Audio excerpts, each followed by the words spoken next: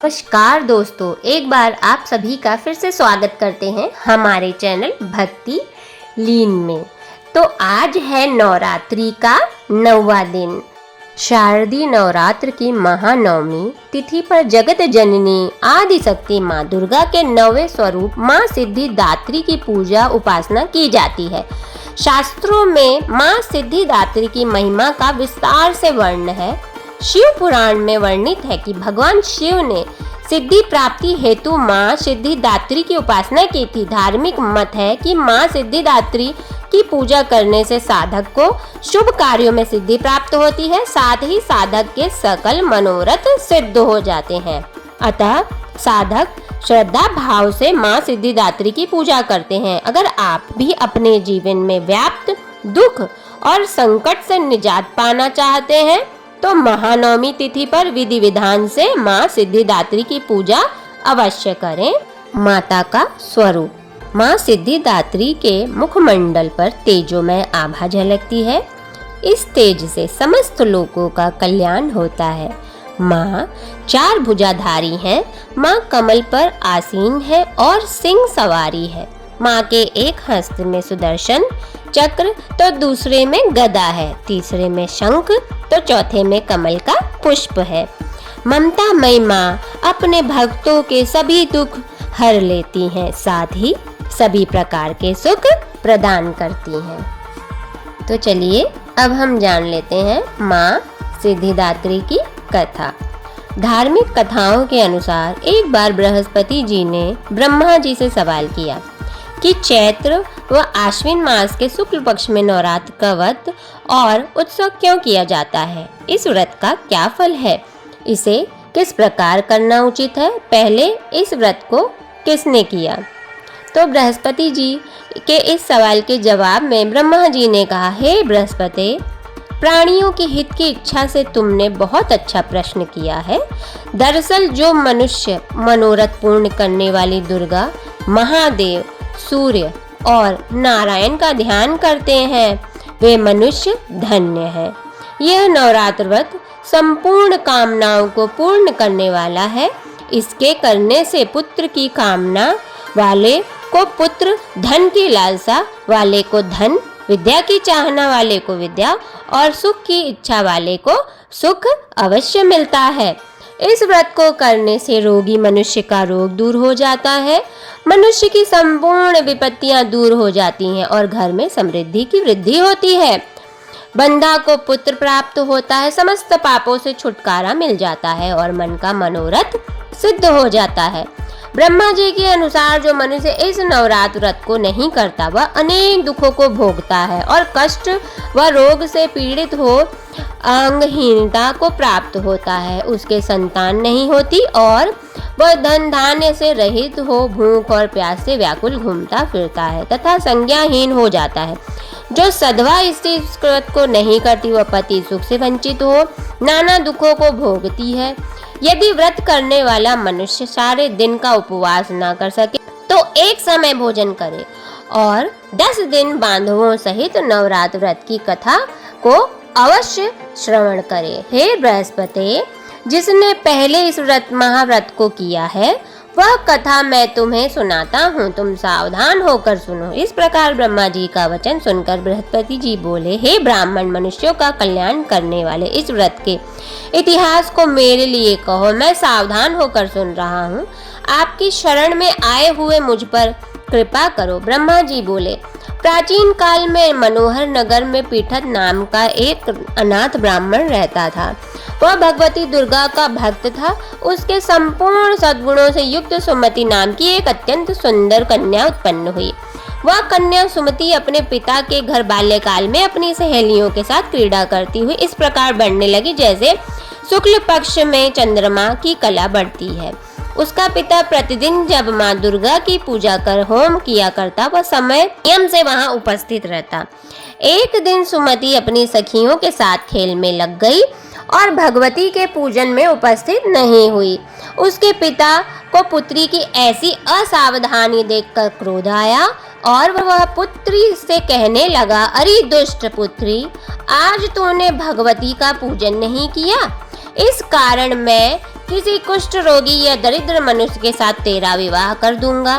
पिता के ऐसे वचन सुन सुमति को बड़ा दुख हुआ और पिता से कहने लगी, हे पिता, मैं आपकी कन्या हूँ तथा सब तरह आपके अधीन हूँ। जैसी आपकी इच्छा हो वैसा ही करो। राजा से, कुष्ठी से, दरिद्र से अथवा जिसके साथ चाहो मेरा विवाह कर दो, पर होगा वही जो मेरे भाग्य में लिखा है। मेरा तो अटल विश्वास है, जो जैसा कर्म करता है उसको कर्मों के अनुसार वैसा ही फल प्राप्त होता है, क्योंकि कर्म करना मनुष्य के अधीन है पर फल देना ईश्वर के अधीन है। जैसे अग्नि में पड़ने से तुणादि उसको अधिक प्रदीप्त कर देते हैं, इस प्रकार कन्या के निर्भयता से कहे हुए वचन सुन उस ब्राह्मण ने क्रोधित हो अपनी कन्या का विवाह एक कुष्ठी के साथ कर दिया और अत्यंत क्रोधित हो पुत्री से कहने लगा, हे पुत्री, अपने कर्म का फल भोगो, देखे भाग्य के भरोसे रहकर क्या करती हो। पिता के ऐसे कटु वचनों को सुन सुमति मन में विचार करने लगी, यहो मेरा बड़ा दुर्भाग्य है जिससे मुझे ऐसा पति मिला। इस तरह अपने दुख का विचार करती हुई वह कन्या अपने पति के साथ वन में चली गई और डरावने कुशायुक्त उस निर्जन वन में उन्होंने वह रात बड़े कष्ट से व्यतीत की। उस गरीब बालिका की ऐसी दशा देख देवी भगवती ने पूर्व पुण्य के प्रभाव से प्रकट हो सुमति से कहा, हे दीन ब्राह्मणी, मैं तुझसे प्रसन्न हूँ, तुम जो चाहो सो वरदान मांग सकती हो। भगवती दुर्गा का यह वचन सुन ब्रह्मणी ने कहा, आप कौन है? वह सब मुझसे कहो। ब्रह्मणी का ऐसा वचन सुन देवी ने कहा कि मैं आदि शक्ति भगवती हूँ और मैं ही ब्रह्म विद्या व सरस्वती हूँ। प्रसन्न होने पर मैं प्राणियों का दुख दूर कर उनको सुख प्रदान करती हूँ। हे ब्राह्मणी, मैं तुझ पर तेरे पूर्व जन्म के पुण्य के प्रभाव से प्रसन्न हूँ। तुम्हारे पूर्व जन्म का वृत्तांत सुनाती हूँ, सुनो। तू पूर्व जन्म में निषाद भील की स्त्री थी और पति पतिव्रता थी। एक दिन तेरे पति निषाद ने चोरी की। चोरी करने के कारण तुम दोनों को सिपाहियों ने पकड़ लिया और ले जाकर जेल खाने में कैद कर दिया। उन लोगों ने तुझको और तेरे पति को भोजन भी नहीं दिया। इस प्रकार नवरात्र के दिनों में तुमने न तो कुछ खाया और न जल ही पिया। इस प्रकार 9 दिन तक नवरात्र का व्रत हो गया। हे ब्राह्मणी, उन दिनों में जो व्रत हुआ, इस व्रत के प्रभाव से प्रसन्न होकर मैं तुझे मनवांछित वर देती हूँ। तुम्हारी जो इच्छा हो सो मांगो। इस प्रकार दुर्गा के वचन सुन ब्राह्मणी बोली, अगर आप मुझ पर प्रसन्न हैं तो हे दुर्गे, मैं आपको प्रणाम करती हूँ, कृपा करके मेरे पति का कोढ़ दूर करो। देवी ने कहा, उन दिनों तुमने जो व्रत किया था उस व्रत का 1 दिन का पुण्य पति का कोढ़ दूर करने के लिए अर्पण करो। उस पुण्य के प्रभाव से तेरा पति कोढ़ से मुक्त हो जाएगा। ब्रह्मा जी बोले। इस प्रकार देवी के वचन सुन वह ब्राह्मणी बहुत प्रसन्न हुई और पति को निरोग करने की इच्छा से जब उसने तथास्तु ऐसा वचन कहा, तब उसके पति के शरीर भगवती दुर्गा की कृपा से कुष्ठ रोग से रहित हो अति कांतिवान हो गया। वह ब्राह्मणी पति के मनोहर देह को देख देवी की स्तुति करने लगी। हे दुर्गे, आप दुर्गति को दूर करने वाली, तीनों लोकों का संताप हरने वाली, समस्त दुखों को दूर करने वाली, रोगी मनुष्य को निरोग करने वाली, प्रसन्न हो मनवांछित वर देने वाली और दुष्टों का नाश करने वाली जगत की माता, आपकी सदैव जय हो। हे अम्बे, मुझ निरपराध अबला को मेरे पिता ने कुष्ठी मनुष्य के साथ विवाह कर घर से निकाल दिया। पिता ने तिरस्कृत निर्जन वन में विचर रही हूँ। आपने मेरा इस विपदा से उद्धार किया है।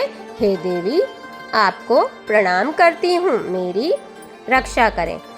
ब्रह्मा जी बोले, हे बृहस्पति, उस ब्राह्मणी की ऐसी स्तुति सुन देवी बहुत प्रसन्न हुई और ब्राह्मणी से कहा, हे ब्राह्मणी, तेरे उदालय नामक अति बुद्धिमान, धनवान, कीर्तिवान और जितेंद्रीय पुत्र शीघ्र उत्पन्न होगा। ऐसा वर प्रदान कर देवी ने ब्राह्मणी से फिर कहा कि हे ब्राह्मणी, और जो कुछ तेरी इच्छा हो वह मांग ले। भगवती दुर्गा का ऐसा वचन सुन सुमति ने कहा कि हे भगवती दुर्गे, अगर आप मुझ पर प्रसन्न हैं तो कृपा कर मुझे नवरात्र व्रत की विधि और उसके फल का विस्तार से वर्ण करें। इस प्रकार ब्राह्मणी के वचन सुन दुर्गा ने कहा, हे ब्राह्मणी, मैं तुझे संपूर्ण पापों को दूर करने वाले नवरात्र व्रत की विधि बतलाती हूँ, जिसको सुनने से मोक्ष की प्राप्ति होती है। आश्विन मास के शुक्ल पक्ष की प्रतिपदा से लेकर 9 दिन तक विधि पूर्वक व्रत करें। यदि दिन भर का व्रत न कर सकें तो एक समय भोजन करें। विद्वान ब्राह्मणों से पूछकर घट स्थापना करें और वाटिका बनाकर उसको प्रतिदिन जल से सींचें।